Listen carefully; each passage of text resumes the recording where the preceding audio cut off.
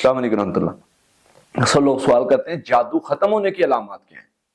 یہ بڑا ایک اہم ٹاپک ہوتا ہے، کہ اہم سوال ہوتا ہے کہ آپ جادو ہونے کی علامات تو بتاتے ہیں، جو کہ ہم نے بڑے پروگرامز پچھلی ویڈیوز میں اگر آپ دیکھتے ہیں تو آپ کو پتہ چل جائے گا کہ جادو ہونے کی علامات کیا ہیں۔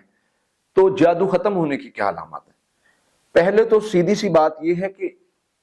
کنڈیشنز کو دیکھا جائے گا کہ جادو کی وجہ سے ہوا کیا تھا۔ فار ایگزامپل ایک بندے کو جادو کی وجہ سے بیماری بنی ہے، اب ہم علاج کی پڑھائی اس کو دے رہے ہیں، علاج کروا رہے ہیں،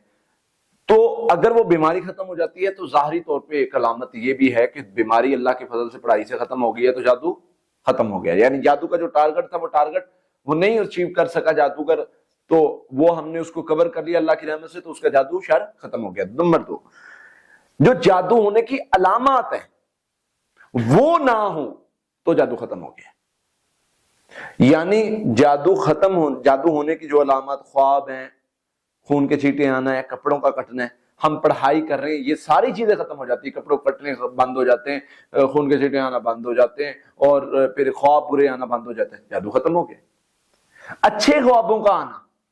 یہ بھی جادو ختم ہونے کی علامت ہوتی ہے عموماً۔ فار ایگزامپل ایک بندہ ہے، اس نے خواب دیکھا ہے کہ اس کے گھر میں سانپ گھس رہا ہے، اس نے اس کو مار دیا،